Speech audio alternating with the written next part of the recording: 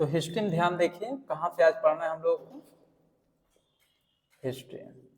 तो देखिए एक बार क्विक रिवीजन कराते हुए चलते हैं, ठीक, रिवीजन होते हुए। तो आप ये बताइए 1893 में 1893 के पहले से स्टोरी याद करते हुए चलते हैं। क्या हुआ? अच्छा ये क्लियर है। तो चलिए ध्यान देखते हुए चलते हैं, ठीक ना। तो देखिए 1893 की घटना से हम लोग देखते हुए चलते हैं। उसके पहले 1885 से, उसको छोड़ो काला वगैरह, देखिए 1885 ध्यान देखो बच्चों, INC इसका मतलब क्या होता है, इंडियन नेशनल कांग्रेस, भारतीय राष्ट्रीय कांग्रेस। इसका गठन कब किया गया? 1885 में, 1885 में। यही चलते हुए देखते हैं 1885 में इसका गठन किया गया। ये सब पूरा प्रोसेस बताया गया, केवल रिवीजन करा रहे हैं, ठीक ना। उसके बाद अगर हम लोग देखें बच्चों 1885 के बाद 1893 का डेट आता है, 1893। 1893 का डेट में बाल गंगाधर तिलक ने जो है इन्होंने गणपति महोत्सव की स्टार्टिंग किया था। किसकी? गणपति महोत्सव। ये सब बताया गया था कल भी, ठीक ना। और उसके बाद देखा गया बच्चों कि गणपति महोत्सव 1893 में बाल गंगाधर तिलक, देखो लिख दे, बाल गंगाधर तिलक, देखो बाल गंगाधर तिलक, ठीक ना, यहाँ जानते रहेगा, बाल गंगाधर तिलक, ठीक ना। उसके बाद फिर 1895 का डेट आया, 1895। 1895 में बाल गंगाधर तिलक ने शिवाजी महोत्सव स्टार्ट किया था। शिवाजी महोत्सव याद करते हुए चलेंगे हम लोग, शिवाजी महोत्सव बाल गंगाधर तिलक ने स्टार्ट किया था। क्लियर, समझ में आ रहा है कि नहीं। उसके बाद देखा गया बच्चों 1895 के बाद आगे का जो डेट देखा गया, यहाँ पे ध्यान दो, 1895 के बाद जो है डेट आता है 1902 का, 1902 का, ध्यान देखिएगा, ये डेट आपको ध्यान रखना है, 1902 का। ध्यान देखिए 1902 में एक जो है समिति की स्थापना किया गया था, जिसका नाम रखा गया अनुशीलन समिति। क्या नाम रखा गया था? अनुशीलन समिति। इसके बारे में हम थोड़ा डिटेल से आपको बता दें। देखिए बच्चों 1902 में अनुशीलन समिति की स्थापना किया गया था, ठीक। स्थापना किसने किया था इसकी? तो स्थापना किए थे सचिंद्र नाथ करके नाम था एक लोगों का, सचिंद्र नाथ। और इसमें एक और भी थे,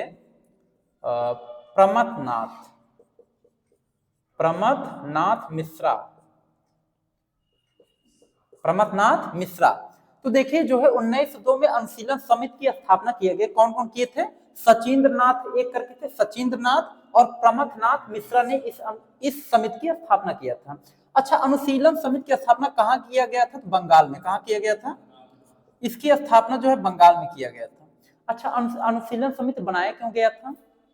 क्या रीजन था अनुशीलन समिति बनाने का? देखिए उस समय हुआ क्या था कि बता दें कि अनुशीलन समिति की जब स्थापना किया गया था, अंग्रेजी शासन से, यानी कि अंग्रेजों से भारतीय स्वतंत्रता, यानी अंग्रेजों से भारत को स्वतंत्र कराने के लिए इस अनुशीलन समिति को क्या किया गया था? इसकी स्थापना किया गया था। यानी अंग्रेजों से भारत को क्या कराने के लिए? स्वतंत्र कराने के लिए अनुशीलन समिति की स्थापना किया गया था। ये क्या था? इसका उद्देश्य था, मुख्य उद्देश्य था। समझ गए कि नहीं? और उसके बाद हुआ क्या, अनुशीलन समिति की जब स्थापना हुआ 1902 में, ठीक ना।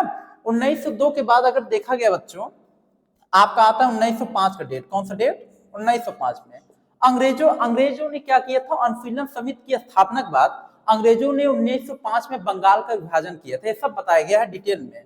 बंगाल का विभाजन कब हुआ? बंगाल विभाजन 1905 में किसने किया था? Lord Curzon. किसने किया था? लॉर्ड कर्जन ने किया था। ये सब ऐसे याद होना चाहिए, समझ के मुख पे सब डिस्क्राइब बताएं, यूट्यूब वीडियो देख सकते हैं, समझ गए कि नहीं। अब केवल रिवीजन हो रहा है। 1905 में बंगाल विभाजन हुआ। फिर उसके बाद 1906 में क्या हुआ बच्चों? 1906 में क्या हुआ था? मुस्लिम लीग की स्थापना। किसकी स्थापना? मुस्लिम लीग की स्थापना। मुस्लिम लीग की स्थापना बंगाल में हुआ था। उसके बाद फिर क्या हुआ 1907 में? 1907 में क्या हुआ था? तो 1907 में आपको बताया था ना, नरम दल गरम दल अलग अलग हो गए थे। कांग्रेस पार्टी में दो दल थे, एक नरम दल दूसरा गरम दल। तो नरम दल और गरम दल क्या हो गए थे? अलग अलग हो गए थे, ठीक। तो ये था आपको 1907 का डेट था। इसमें जो है कांग्रेस का विभाजन हो गया था। क्या हो गया था? कांग्रेस का विभाजन। 1907 में हुआ कांग्रेस का विभाजन। जब 1907 में कांग्रेस का विभाजन हो गया उसके बाद डेट आता है 1908। एक बता दे, खुदीराम बोस थे, क्रांतिकारी थे खुदीराम बोस, और एक थे प्रफुल्ल चाकी। इन लोगों को जो है जब एक कांग्रेस का विभाजन हो गया ना, ये लोग गरम दल वाले थे। कौन से दल वाले? गरम दल वाले। खुदीराम बोस, प्रफुल्ल चाकी गरम दल वाले थे। अब ये जब कांग्रेस का विभाजन हुआ तो खुदीराम बोस और प्रफुल्ल चाकी ने क्या किया, 1908 का डेट है, यहां लिख देते हैं, ध्यान समझते जाइएगा। 1908 में इन दोनों ने क्या मिलकर किया, खुदीराम बोस प्रफुल्ल चाकी ने मुजफ्फरपुर के एक जज थे जिसका नाम था किंग्सफोर्ड। क्या नाम था? किंग्सफोर्ड। मुजफ्फरपुर के एक जज थे जिसका नाम था किंग्सफोर्ड। वो अचानक से क्या हुआ कि उस गाड़ी में, जिस गाड़ी में वो मुजफ्फरपुर का जज था उसका नाम था किंग्सफोर्ड। एक समय ऐसा था कि वो उसकी जो गाड़ी थी किंग्सफोर्ड की, उसके गाड़ी में उस दिन वो अपने गाड़ी में प्रेजेंट नहीं था। उस दिन उसकी पत्नी और बेटी उसकी गाड़ी में बैठ करके जा रहे थे, ठीक, कहीं जा रहे थे। तो खुदीराम बोस ने सोचा कि ये किंग्सफोर्ड की गाड़ी है, वो पहचाना था और उसको पता था कि इस गाड़ी में जो है किंग्सफोर्ड बैठा है। समझ गए कि नहीं? खुदीराम बोस प्रफुल्ल चाकी मिल करके ना उसके गाड़ी बम फेंक दी, बम ऐसे लो, और बम फेंक दी। जब गाड़ी बम फेंक दी तो कौन मरा पता? उसकी पत्नी और बेटी मर गई। और उस समय वो वहां प्रेजेंट नहीं था उस गाड़ी में, तो वो चला गया होता। रियल ये था कि उसको मारने के लिए ही बम फेंके थे खुदीराम बोस और प्रफुल्ल चाकी, दोनों ने मिलकर उसको मारने के लिए बम फेंके थे। और संजोगवश वो उस गाड़ी में बैठा नहीं था, जो जज था किंग्सफोर्ड, समझ गए? उसकी पत्नी और बेटी मर गए। आप वो एकदम गुस्सा आ गया, जिसकी पत्नी बेटी मरेगा वो छोड़ेगा, वो पूरे एकदम गुस्सा आ गया। अब हुआ क्या, खुदीराम बोस उस समय 13 साल के थे। कितने साल के थे? सोचो, 13 साल के थे, 13 ईयर्स ओल्ड। सोचिए, एकदम मतलब एकदम मान चलो एकदम यंग एज के एकदम लड़के थे जी, उस समय 13 साल के थे। और क्या हुआ पता है? अंग्रेजों ने पकड़ करके खुदीराम बोस को 13 साल की उम्र में 1908 में उसको जो है फांसी पर चढ़ा दिए। कहां चढ़ा दिया? फांसी पर। तो आप ये क्वेश्चन एक पूछा जाता है कि सबसे कम उम्र में किस भारतीय क्रांतिकारी को फांसी मिला था? तो खुदीराम बोस को मिला था। किसको मिला था? खुदीराम बोस को मिला था। ये क्लियर हो रहा है कि नहीं? तो 1908 में जो है खुदीराम बोस को क्या मिला? हाँ, उसको आजीवन कारावास मिला था। प्रफुल्ल चाकी को आजीवन कारावास। खुदीराम बोस को क्या मिला था? फांसी। खुदीराम यानी इसका नाम पूरा था खुदीराम बोस। खुदीराम बोस को बच्चों 13 साल की उम्र में, 13 साल उम्र था इसका, 13 साल की उम्र में इसको क्या मिला था? फांसी की सजा मिला था। समझ गए कि नहीं? इसने किंग्सफोर्ड की गाड़ी पे बम फेंका, इसी के नाते फांसी की सजा मिली। इतना क्लियर हो रहा है कि नहीं? अरे तो सोचो कि ताबड़तोड़ बैटिंग करना चाहता था, वो तो स्टार्टिंग में गड़बड़ा गया जानो। लेकिन बहुत खुदीराम बोस जो है मतलब ये सब जिगर वाले व्यक्ति थे। उस समय अंग्रेज इतना परेशान कर दिए थे ना भारतीयों को, ये लोग परेशान हो करके फेंक दे रहे थे बम। अभी देख लो, ये तो मान लो कि ये ठीक है, इसके आगे देखो अभी क्या क्या घटना घटित होता है। तो बैटिंग क्या अंग्रेजों पीट पीट के बराबर कर देता जो। अब देखिए 1908 में, ध्यान सुनिए, 1908 में जब खुदीराम बोस को फांसी की सजा मिली, इसकी घटना पूरे भारत में जितने भी भारतीय थे सबके दिलों को एकदम दहला देने वाली घटना थी जब खुदीराम बोस को फांसी की सजा मिली। उसके बाद हुआ क्या बच्चों? 1908 के बाद हुआ क्या था? 1908 के बाद जो है कि 1908 के बाद जो है डेट आता है 1910 का। कौन सा डेट आता है? 1910 का। 1910 में बच्चों बता दे, एक ब्रिटिश पत्रकार था, ब्रिटिश पत्रकार का नाम था वेलेंटाइन सिराले। ध्यान सुनिएगा, वेलेंटाइन सिराले। देखिए यहां पे लिखते हैं 1910, ठीक। 1910 में एक ब्रिटिश पत्रकार था जिसका नाम था वेलेंटाइन सिराले। ध्यान सुनिएगा, क्या नाम था? वेलेंटाइन सिराले। ये क्या था आपका? वेलेंटाइन सिराले क्या था? ब्रिटिश पत्रकार से, जानते रहेंगे। ये क्या था? ब्रिटिश मतलब एक अंग्रेजी पत्रकार था जी, ऐसे जानिए। पत्रकार था, एक प्रकार का लेखक भी था, लेख भी लिखता था, ठीक। तो ये ब्रिटिश पत्रकार था। इसने क्या किया पता है? इसने कहा, इसने एक पुस्तक लिखा था जिसका नाम था, बहुत फेमस पुस्तक है, जानते रहेगा, ये क्वेश्चन भी पेपर में आया है। वेलेंटाइन सिराले की एक पुस्तक है बच्चों जिसका नाम है इंडियन अनरेस्ट, ठीक। इसका मतलब है कि ये इसकी पुस्तक का नाम था, वेलेंटाइन सिगालिक पुस्तक का नाम था इंडियन अनरेस्ट। इंडियन अनरेस्ट में इसने साफ शब्दों में लिखा था कि भारत में जो अशांति फैली है ना, उसके जो जनक है वो बाल गंगाधर तिलक है। इन्हीं के नाते भारत में इतनी अशांति फैली है, समझ गए, इसने साफ इस पुस्तक में लिखा था। ठीक, और आपको बता दें बाल गंगाधर तिलक ने एक नारा दिया था 1895, एक नारा था, वो क्या नारा था, बहुत फेमस है।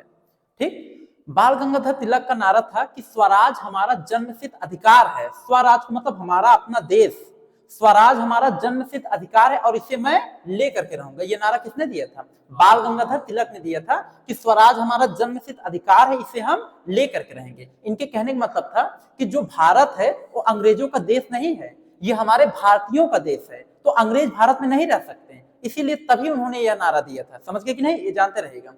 तो उसके बाद हुआ क्या, 1910 के बाद देखा गया, आया डेट आपका 1911 का। कब का डेट? 1911 का। अच्छा, 1911 में मैंने बताया था बच्चों कि इंग्लैंड के एक सम्राट थे जिनका नाम था जॉर्ज पंचम। क्या नाम था? जॉर्ज पंचम। जॉर्ज पंचम इंग्लैंड के सम्राट थे। इसकी पत्नी का नाम था मैरी। क्या नाम था? मैरी। ये दोनों जो है दिल्ली में आए थे। क्या आए थे? दिल्ली में। तो दिल्ली में जब ये दोनों आए थे तो उस समय दिल्ली में इसके आने की खुशी में एक भव्य दरबार का आयोजन किया गया था, जिसका नाम रखा गया था दिल्ली दरबार। क्या नाम रखा गया था? दिल्ली दरबार। 1911 के, ध्यान देखिएगा बच्चों, 1911 के दिल्ली दरबार में कई चीजों का निर्णय किया गया था। दिल्ली दरबार में जब जॉर्ज पंचम आया तो उस समय जो है बंगाल विभाजन को रद्द किया गया। भारत की जो राजधानी पहले कोलकाता था, भारत की राजधानी को कोलकाता से दिल्ली स्थानांतरित करने को डिक्लेयर किया गया। ठीक ना। उसके बाद फिर जो है बिहार को बंगाल से अलग किया गया। ये 3 महत्वपूर्ण निर्णय 1911 के डेट में लिए गए जॉर्ज पंचम के आने के बाद। इतना क्लियर हुआ। हमने बताया था कि दिल्ली भारत की राजधानी कब बनी थी? 1912 में। 1911 में डिक्लेयर हुआ, 12 में दिल्ली भारत की राजधानी बनी। इतना क्लियर हो गया था। उसके बाद फिर आपको बताया गया था 1911 के बाद कि जो अगला जो डेट आता है 1911 के बाद वह आता है बच्चों 1919 का डेट। कौन सा डेट? नहीं, 1913 में नहीं हुआ था, 1919 में हुआ था। 1913 में नहीं हुआ, 1919 में हुआ था आपका जलियांवाला बाग हत्याकांड। 13 अप्रैल, वही 13 नाम याद करा रहे थे ना, तो जान लो। जैसे ये जो डेट है बच्चों 13 अप्रैल, यही कह रहे थे क्या? 13 अप्रैल 1919 में हुआ था जलियांवाला बाग हत्याकांड। जलियांवाला बाग हत्याकांड, ये घटना हुआ था आपका। जलियांवाला बाग हत्याकांड आपका हुआ था। अब ध्यान सुनिएगा, ये जो आपका जलियांवाला बाग हत्याकांड है, इसके बहुत डिस्क्राइब तरीके से आपको बताया जाएगा। इसका डिस्क्राइब तरीके से हम बताएंगे गांधी युग, एक अलग युग पढ़ाने वाले हैं, 1-2 क्लास के बाद चलेगा, गांधी युग चलेगा। तो गांधी युग में इसको बहुत डिस्क्राइब से बताएंगे। तो जो चीज डिस्क्राइब से बताएंगे, यहाँ के लिंक बता देते हैं, इसको डिस्क्राइब से कहाँ बताना है वहां हम आपको बताएंगे। ठीक, जलियांवाला बाग हत्याकांड के बारे में इसके पहले वीडियो में थोड़ा सा बताएं, आप देख भी सकते हैं। इसमें क्या हुआ था, जनरल डायर के निर्देश पर हमारे हजारों भारतीय, निर्दोष भारतीय शहीद हो गए थे, मारे गए थे। समझ गए। फिर ऊधम सिंह जो है इंग्लैंड में जाकर के जनरल डायर को गोली शूट किया था। समझ गए कि नहीं। अब उसके बाद क्या हुआ कि 1919 के बाद आपका जो अगला डेट आता है बच्चों 1920। क्या, अरे तुमको पता है कि नहीं, जलियांवाला बाग हत्याकांड में जब जनरल डायर हजारों भारतीयों को, निर्दोष भारतीयों को जब मरवाए थे ना, जब मार करके आए जनरल डायर ना, तो सारे अंग्रेज ना उसको जो है, सारे अंग्रेज उसको माला चढ़ा करके उसको अवार्ड दिए थे। अंग्रेजों, सोचो कितना क्रूर थे। सोचो इतने लोगों को मार करके आए, उसको अवार्ड दे रहे थे, तुम बड़ा अच्छा काम किए हो, और उसको रुकने नहीं दिए, यहाँ भेज दिए इंग्लैंड। ऊधम सिंह क्या छोड़ेंगे नहीं, इसको कुछ हो जाए। तो ऊधम सिंह वाली पूरी घटना बताएंगे। अभी ऐसे जानो कि वही एक मीटिंग था इंग्लैंड में, तो मीटिंग में उस समय जनरल डायर आया था, तो वहां मीटिंग में ऐसे लेक्चर दे रहा था। तो उस समय एक बुक लेकर के उसी में बंदूक सेट करके पहुंचे ऊधम सिंह उसी मीटिंग में, और पहुंचे उसी के सामने पहुंच कर कहे ओ डायर करके उसी समय शूट किए थे। 3 गोली मारे थे उसके सीने पे एकदम, और उसका डेथ हो गया था। समझ गए कि नहीं। 1920। अब देखो 1920 का डेटा आता है बच्चों। तो महात्मा गांधी ने क्या किया कि 1920 में इन्होंने एक आंदोलन चलाया जिसका नाम रखे थे असहयोग आंदोलन। ये जो असहयोग आंदोलन चला था बच्चों, असहयोग आंदोलन, ये महात्मा गांधी का सबसे बड़ा आंदोलन था, असहयोग आंदोलन। ठीक, इसमें पूरे असहयोग आंदोलन को एक प्रकार का जन आंदोलन भी कहते हैं। इसको जो है पूरे भारत की जो जनता थी महात्मा गांधी जी का साथ दी थी। 1920 में महात्मा गांधी ने असहयोग आंदोलन चलाया। असहयोग का मतलब है कि हम अंग्रेजों का कोई सहयोग नहीं करेंगे, क्योंकि इसके पहले हुआ था जलियांवाला बाग हत्याकांड, पूरे भारतीय एकदम परेशान हो गए थे, मतलब पूरे भारतीयों के अंदर आक्रोश आ गया था अंग्रेजों के प्रति। तो महात्मा गांधी ने जब ये आंदोलन चलाया तो महात्मा गांधी का ये कहना था कि हम किसी भी अंग्रेजों की कोई बात नहीं मानेंगे, हम अंग्रेजों को सहयोग नहीं करेंगे। समझ के इसे असहयोग आंदोलन कहा गया। ठीक, उसके बाद फिर कौन सा आंदोलन चला 1920 के बाद? देखिए हमारे भारतीयों के अंदर ना मतलब आक्रोश की भावनाएं बहुत ज्यादा बढ़ गई थी अंग्रेजों के खिलाफ में। भारतीय सोच कैसे पाए ना हम भी मारे जलाओ ला करके। तो उसके बाद हुआ 1922 का डेट आया, वह डेट आया 1922 में हुआ चौरा चौरी कांड। कौन सा कांड? चौरा चौरी कांड। हाँ ये पूरी कहानी है। तो चौरा चौरी जब कांड आया तो हुआ क्या कि ये चौरा चौरी कांड जहां हुआ था उत्तर प्रदेश के गोरखपुर में, एक आपका जो है एक मार्केट जैसा है, उसका नाम है चौरा चौरी। तो वहां पे एक थाना है जिसका नाम है चौरा चौरी थाना, पुलिस चौकी थी, समझ गए कि नहीं? वहां पे क्या हुआ, हमारे भारतीय अंग्रेजों के खिलाफ प्रदर्शन कर रहे थे तो अंग्रेज आकर रोकने लगे। हमारे भारतीय जो है क्या किए, गुस्सा करके गए जो है अंग्रेजों को पीट दिए, और पीट करके वहां पे तेल और छिड़कर पूरा आग लगा दी, पूरे उसके थाना में पूरा आग लगा दी है। और जब थाना में आग लगा दी, उसमें बता दे कि वहां का जो था मतलब पुलिस तो मरे ही, वहां की अंग्रेजी पुलिस मरे हैं, उसके साथ साथ वहां का दरोगा तक मारे गए थे वहां पे उस आग के लपट में। और भारतीयों ने जला जलाकर अंग्रेजों को मारा था, समझ गए? तो उसके बाद जो ये असहयोग आंदोलन महात्मा गांधी सत्य अहिंसा के पुजारी थे, हिंसा के नहीं, सत्य अहिंसा के पुजारी थे।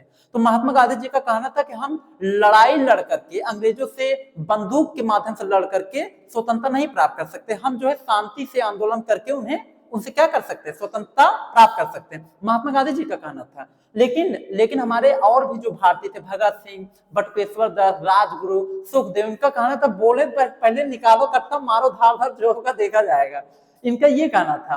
तो हुआ क्या, दोनों विचार में बहुत बड़ा मतभेद था, समझ गए? हुआ क्या, इधर देखिए, तो चौरा चौरी जब कांड हुआ था तो महात्मा गांधी जी चौरा चौरी कांड से ना बहुत निराश हो गए थे, बहुत दुखी हो गए थे तो बहुत दुखी हो गए थे। उसके बाद हुआ क्या, ध्यान सुनो, उसके बाद क्या हुआ, महात्मा गांधी ने अपना असहयोग आंदोलन वापस ले लिया। कब लिए थे? तो 1922 में असहयोग आंदोलन क्या किए, वापस ले लिए, ठीक ना?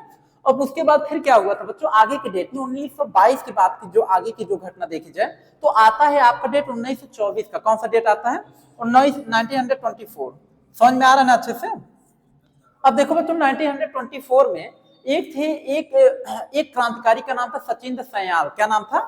और राम प्रसाद बिस्मिल और सचिन सयाल, बहुत ही फेमस क्रांतिकारी थे, लोग जान लो, बता दे। देखिए, तो राम प्रसाद बिस्मिल और सचिन सयाल ने क्या किया, एक पार्टी बनाया जिसका नाम रखा था Hindustan Republican association party. Hindustan, ये क्वेश्चन 1000 बार पेपर में पूछा गया है, हिंदुस्तान रिपब्लिकन एसोसिएशन की स्थापना राम प्रसाद बिस्मिल और सचिंद्र सयाल ने किया था, ठीक ना? जानते रहिएगा। तो यहाँ पे लिख दे, देखो, हिंदुस्तान रिपब्लिकन एसोसिएशन, बहुत बड़े नाम है। देखिए, हिंदुस्तान रिपब्लिकन लिख देते हैं, एक बार देख लीजिए, उसमें दिख रहा है कि नहीं, क्लियर एकदम। देखिए, Hindustan Republican association, Hindustan Republican association, एक बार लिख देंगे, समझ जाओगे, ठीक रहेगा। एसोसिएशन, देखिए, हिंदुस्तान रिपब्लिकन एसोसिएशन के जो फाउंडर थे, जिन्होंने इसकी स्थापना 1924 में किया था, उनका नाम है राम प्रसाद बिस्मिल, सचिंद्र सयाल, इनका देखिए नाम भी लिख देते हैं यहाँ पे, सचिंद्र सयाल, सचिंद्र नाथ सयाल नाम है। और कौन थे? राम प्रसाद बिस्मिल,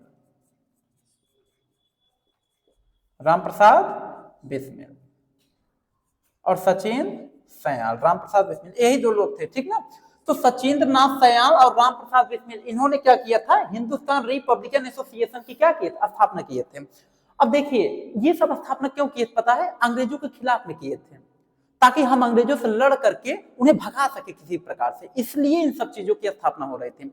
उसके बाद हुआ क्या, 1924 के बाद फिर आता है जो आपका डेट आता है बच्चों 1928 का। 1928 का डेट बहुत ही ज्यादा इंपॉर्टेंट है। 1928 का डेट, अरे मतलब ये सब जब एसोसिएशन बनता है ना, तो ये एसोसिएशन काम भी करेगा, तो काम करने में कुछ समय लगता है ना, फिर अगला एसोसिएशन बनने में टाइमिंग लगता है। अब जैसे हिंदुस्तान रिपब्लिकन एसोसिएशन हुआ, बीच में देखो छोटा मोटा मारकाट बहुत मायने नहीं रखता है।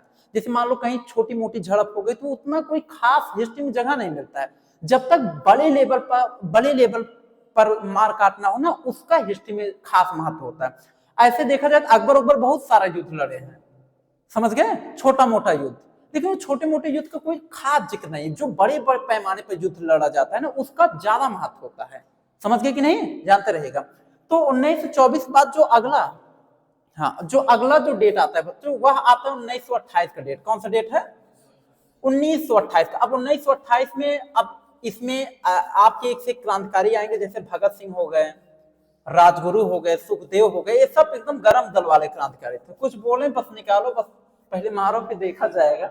बहुत खतरनाक क्रांतिकारी थे। देखिए 1928 का डेट, ध्यान सुनिएगा बच्चों। 1928 के डेट में आपको बता दें कि 1928 के, जैसे ध्यान देखिए 1928 में क्या हुआ था कि उस समय जो है आपके लाहौर में, ठीक ना, लाहौर में उस समय जो है एक सभा चल रहा था, एक केंद्रीय असेंबली बैठी थी अंग्रेजों की लाहौर में। तो अंग्रेजों की केंद्रीय असेंबली बैठी थी, उसमें अंग्रेज बैठकर कुछ मीटिंग कर रहे थे लाहौर में। तो उस समय भगत सिंह और बटुकेश्वर दत्त, इन दोनों लोगों ने क्या किया पता है?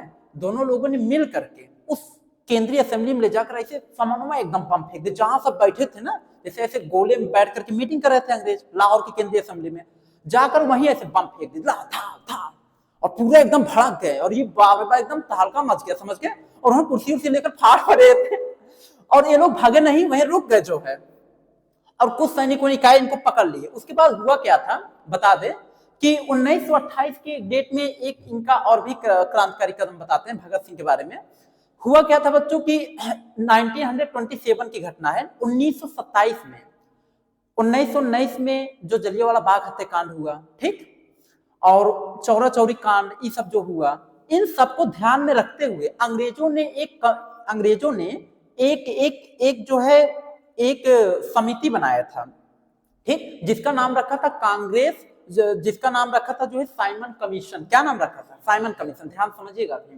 1927 का इवेंट बता रहे हैं अभी आपको, ये एक साल के बाद की घटना है। देखिए साइमन कमीशन, उससे मजाक खूब किया करो। देखो 1927 का डेट है बच्चों। 1927 में अंग्रेजों ने एक समिति बनाया था, जिसका नाम क्या रखा था? एक समिति कह रहे हो, एक आयोग बनाया था जिसका नाम रखा था साइमन कमीशन। कमीशन का मतलब आयोग होता है। तो साइमन कमीशन का जो आयोग अंग्रेजों ने बनाया था, उसमें क्या था ना, उसमें जो अधिकारी नियुक्त किए गए थे ना, वो सब अंग्रेज नियुक्त किए गए थे, उसमें कोई भारतीय नहीं था। समझ गए? तो वह जो है साइमन कमीशन भारत में जांच करने के लिए भेजा गया था कि भारत में जांच कीजिए, जो 1919 की घटना हुआ, 1922 की घटना हुआ है, इन सब चीजों की भारत में जांच कीजिए, ठीक ना। तो भारत में जब वो जांच करने के लिए आया तो भारतीयों ने उसका विरोध किया। भारतीयों ने कहा कि जब इसमें इसमें अंग्रेज है तो अंग्रेजों का साथ देंगे, इसमें कोई भारतीय नहीं है, तो जब कोई भारतीय नहीं है तो हमारा प्रतिनिधित्व कौन करेगा? तो हमारे सारे भारतीयों ने उसका विरोध किया, साइमन कमीशन का, ठीक। साइमन कमीशन का विरोध किया और भारतीयों ने कहा कि साइमन कमीशन गो बैक का मतलब साइमन कमीशन वापस अपने इंग्लैंड कंट्री भाग जाओ, भारत में कोई जगह नहीं है। तो भारतीयों ने नारा दिया Simon Commission go back, Simon Commission go back. Lala Lajpat Rai के नेतृत्व में काफी बड़े संख्या में भारतीय जो जनता थी, लाला लाजपत राय के नेतृत्व में साइमन कमीशन का बहिष्कार करने लगी, कहने लगी Simon Commission go back, Simon Commission go back. आज सभी लोग जो है आंदोलन करने लगे, ऐसे हाथ में एक बड़ा सा पोस्टर ऐसे बना के साइमन कमीशन गो बैक का नारा देने लगे, ठीक। उसके बाद ऐसे जा रहे थे, सामने एक पुलिस चौकी पड़ी। बता दे कि उस समय एक कप्तान था, अंग्रेज कप्तान था, जिसका नाम था, बता दे कि उसका नाम था सैंडर्स। क्या नाम था? सैंडर्स का नाम आप सब खूब सुने होंगे। एक अंग्रेज कप्तान था, पुलिस कप्तान, जिसका ये पुलिस कप्तान मतलब एसपी था एक प्रकार का, सैंडर्स नाम था। क्या नाम था? सैंडर्स। तो सैंडर्स ने देखा ये तो कह रहे हैं कि साइमन कमीशन गो बैक का नारा दे रहे हैं, यानी कि हम लोग हमारे साइमन कमीशन का बहिष्कार कर रहे हैं। सैंडर्स को रहा नहीं गया। सैंडर्स आया तो पहले कहा कि यहाँ से हट जाओ, जो है भाग जाओ। तो ये लोग कहे नहीं, Simon Commission go back, Simon Commission go back. Sanders ने आदेश दिया अंग्रेजी सैनिकों को, लाठीचार्ज करो, लाठीचार्ज। और वो लोग लगे लाठीचार्ज से पीटे, मतलब लाठीचार्ज का आदेश तो मतलब लाठी पीटो आप, तो लगे लाठी पीटे और सारे भारतीयों को इतना पीटे भारतीय, उसमें लाला लाजपत राय सबसे आगे थे। इनको बता दी इतनी लाठी उन्होंने मारे, इतनी लाठी मार दी है, इसको लाला लाजपत राय इतनी लाठी मारे ना, लाला लाजपत राय बता दी इतनी लाठी पड़ा, जस्ट बता दे कि उसी दिन लाला लाजपत राय का डेथ हो गया, मर गया लाला लाजपत राय। और इसकी घटना पूरे भारत को दहला दी एक प्रकार से देखा गया। लाला लाजपत राय का जब डेथ हुआ तो बता दे 1927 में साइमन कमीशन बना था, ध्यान देखिएगा बच्चों, साइमन कमीशन 1927 में साइमन कमीशन बना। इसके जो मेन अध्यक्ष थे उसका नाम था जॉन साइमन, अंग्रेज था, उसी के नाम पर पड़ा साइमन कमीशन। और 1928 में यह भारत में आया था। कहां आया था? भारत में आया था। और भारतीयों ने क्या नारा दिया था? Go back. किसका नारा? गो बैक का नारा दिया। इस गो बैक के नारे में जो है लाला लाजपत राय को क्या पड़ा? बहुत लाठी पड़ा। लाला लाजपत राय की इस 1928 में इनकी डेथ हो गया, मारे गए लाला लाजपत राय, समझ गए। और उसके बाद बता दे लाला लाजपत राय को जो पुलिस कप्तान सैंडर्स जो लाला लाजपत राय को पिटवाया था, पूरे लाहौर की जो जनता थी, पूरे भारत की जनता एक प्रकार आक्रोशित हुई और पूरे लाहौर की जनता खास करके कसम खाई कि सैंडर्स को कहीं मिलेगा ना उसको पकड़ करके मारेंगे, छोड़ेंगे नहीं इसको, जो है बहुत आतंक मचा दिया। उसके बाद हुआ क्या पता है? उस समय भगत सिंह, सुखदेव, राजगुरु, समझ गए, इन लोगों ने मिलकर, भगत सिंह, सुखदेव, राजगुरु, इन तीनों क्रांतिकारियों ने मिलकर के सैंडर्स को क्या किया पता है? सैंडर्स को बंदूक से गोली से मार करके उसकी हत्या कर दी। किसकी हत्या? सैंडर्स को। और जब सैंडर्स की हत्या की ना, और उसके बाद फिर सैंडर्स की जब हत्या की तो जांच पता चला तो भगत सिंह, सुखदेव, राजगुरु, इन तीनों को पकड़कर लाहौर की जेल में बंद कर दिए गए। कहां बंद किए गए? इन लोगों को पकड़ करके जेल में बंद कर दिए गए। और उसके बाद जब इन लोगों को जेल में बंद कर दिया गया तो उसके बाद हुआ क्या कि इन लोगों को फांसी की सजा सुना दिया गया। किसकी सजा सुनाया गया? फांसी की सजा। उस समय एक और क्रांतिकारी था, उसका नाम था बटुकेश्वर दत्त को आजीवन कारावास की सजा दे दिया गया था। किसकी सजा? आजीवन कारावास की। अब उसके बाद क्या हुआ? जब भगत सिंह, सुखदेव, राजगुरु को फांसी की सजा सुना दिया गया तो उसके बाद महात्मा गांधी, पता है महात्मा गांधी अपने समय के एडवोकेट, वकील थे। तो लोग सोचे कि यार कैसे हम भगत सिंह छुड़ा कैसे सकते हैं, भगत सिंह को छुड़ा कैसे सकते, लोग ये सोचने लगे। तो हुआ क्या, उस समय का कारण ये बना कि महात्मा गांधी उस समय क्या किए बच्चों की, जैसे 1928 का टाइम चल रहा था तो 1930 में, ध्यान सुनिएगा, 1930 में महात्मा गांधी जी ने एक आंदोलन चलाया। ये आंदोलन खासकर कुछ ऐसा चलाया था ना ताकि ये लोग बच सके एक प्रकार से। इसका नाम रखे थे सविनय अवज्ञा आंदोलन। कौन सा आंदोलन? सविनय अवज्ञा आंदोलन। ये जो आंदोलन चला बच्चों, सविनय अवज्ञा आंदोलन, ये चलाया था 1930 में स्टार्ट हुआ था। ठीक, सविनय अवज्ञा आंदोलन का मतलब ये है कि अंग्रेज कुछ भी कहेंगे, हम हाथ जोड़कर कहेंगे कि हम आपकी बात नहीं मानेंगे, हम उनकी बातों को अवज्ञा करेंगे, अवहेलना करेंगे। इसे कहा गया सविनय अवज्ञा आंदोलन। उसके बाद देखिए महात्मा गांधी जी ने जब ये आंदोलन स्टार्ट किया ना पूरे भारत, अच्छा महात्मा गांधी जी की गजब की खासियत थी, ये कोई आंदोलन स्टार्ट करते थे ना पूरे देश की जनता इनके साथ खड़ी हो जाती थी। अंग्रेज सबसे ज्यादा महात्मा गांधी की इसी पावर से डरते थे। अंग्रेज जो डरते थे, महात्मा गांधी जी केवल इस पावर से डरते थे। हाँ, सुनिए, अंग्रेज जो डरते थे महात्मा गांधी जी इसी पावर से डरते थे। अगर ये कौन आंदोलन अगर स्टार्ट किया तो पूरे भारत की जनता इसके साथ दे देती थी। अंग्रेज इसे डर जाते थे। और अंग्रेज जब ये सभी अवज्ञा आंदोलन स्टार्ट किया ना तो अंग्रेज डर गए। अंग्रेज सोचे अरे यार फिर आंदोलन स्टार्ट कर दी, पूरे भारत की जनता साथ खड़ी हो जाएगी, अब तो दिक्कत हो जाएगा। अंग्रेजों ने एक काम किया, अंग्रेजों ने कहा महात्मा गांधी समझौता करने के लिए कहा। अंग्रेजों ने कहा देखिए महात्मा गांधी जी आप हमसे समझौता कर लीजिए, ठीक ना, और आप इसके एवज में जो मांगेंगे हम देंगे। महात्मा गांधी जी ने कहा जो मांगेंगे हम आप देंगे? कहें हाँ हम देंगे। कहेंगे जो भगत सिंह, इन लोगों को जो आपने जेल में बंद किए ना इनको छोड़ दीजिए। कहा कि देखिए हम आपसे वादा करते हैं हम राजनीतिक कैदियों को जो है रिहा करेंगे, राजनीतिक कैदियों को। महात्मा गांधी जी यही हरकत मित कर गए। उसने कहा जब हम कैदियों को रिहा करेंगे ना तो महात्मा गांधी जी सोचे कि ये तो कह रहा है अगर हम समझौता कर लेंगे इस आंदोलन से तो कैदियों को रिहा कर देगा। तो महात्मा गांधी जी मिस करके हल्का सा समझ नहीं पाया। उसके बाद हुआ क्या, बाद में जो अंग्रेजों ने इनको भगत सिंह, सुखदेव, राजगुरु को जो फांसी का जो डेट रखा ना, वो डेट घोषित किया 23 23 मार्च 1931 को, कब? 23 मार्च 1931 को डेट घोषित किए हैं। कौन? अंग्रेजों ने। इस 23 मार्च 1931 को उन्होंने डेट रखा कि इसमें जो है भगत सिंह, सुखदेव, राजगुरु, भगत सिंह, सुखदेव, राजगुरु को फांसी की सजा सुनाया जाएगा, मतलब फांसी पर चढ़ा दिया जाएगा। फांसी की सजा सुना दिया था।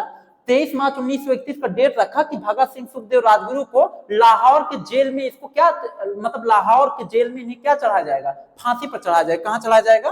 फांसी पर, ठीक ना? लाहौर में इन्हें कहां चढ़ाया जाएगा? फांसी पर चढ़ाया जाएगा। इसी डेट को 23 मार्च को इनको फांसी दिया जाएगा। समझ गया? अच्छा, जब ये डेट रखा गया ना, तब महात्मा गांधी जी लोग सवाल उठाए। महात्मा गांधी जी ने पूछे, ये बताइए, आप तो कहते कि हम भगत सिंह को छोड़ देंगे। तो उस समय अंग्रेज जो वायसराय था उसका नाम था लॉर्ड इरविन। क्या नाम था? Lord Irwin. इरविन ने कहा कि महात्मा गांधी जी, हम तो कहे थे भगत सिंह को छोड़ देंगे, लेकिन हमने आपसे कहा था कि हम केवल राजनीतिक कैदियों को छोड़ेंगे, भगत सिंह को छोड़ने के लिए थोड़ी कहते, हम राजनीतिक कैदियों को कैद छोड़ने के लिए। राजनीतिक कैदी मतलब भगत सिंह के ऊपर आपराधिक मुकदमा लगा है। कौन सा मुकदमा लगा है? भगत सिंह के ऊपर अपराध किए थे ना, तो आपराधिक मुकदमा लगा है। उसने कहा हम राजनीतिक कैदी को छोड़ने की बात कहते हैं, आपराधिक मुकदमा लगा, इसको नहीं छोड़ेंगे। तो 23 मार्च 1931 को इनको जो है लाहौर के जेल में इनको जो है भगत सिंह, सुखदेव, राजगुरु को तीनों को फांसी पर चढ़ा देंगे। समझ गए? इसीलिए बच्चों हम लोग 23 मार्च को शहीद दिवस मनाते हैं। क्या मनाते हैं? शहीद दिवस मनाते हैं ना। 23 मार्च को शहीद दिवस मनाया जाता है। समझ गए ना? इसी दिन को, क्योंकि तीन क्रांतिकारियों को एक साथ फांसी पर चढ़ाया गया था। तो 23 मार्च को क्या मनाते हो? शहीद दिवस। अब जब देखिए, जब इनको भगत सिंह को जो फांसी पर लिवा जा रहे थे अंग्रेज चढ़ाने के लिए, तो भगत सिंह जा रहे थे। भगत सिंह मतलब कि बता दें कि इनके चेहरे पर निराशा नहीं था, मुस्कान था। भगत सिंह ने उस दिन एक नारा दिया, इंकलाब जिंदाबाद, इंकलाब जिंदाबाद। इंकलाब जिंदाबाद का मतलब है कि अब ये क्रांति रुकेगी नहीं, अब ये क्रांति हमेशा के लिए ऐसे चलती रहेगी। क्या रहेगी? चलती रहेगी। अब एक क्रांति चलती रहेगी। इंकलाब जिंदाबाद का अर्थ है अब एक क्रांति चलती रहेगी। इन्होंने नारा दिया, इंकलाब जिंदाबाद का नारा दिया, और इन्होंने कहा कि मैं आज जो आगाज कर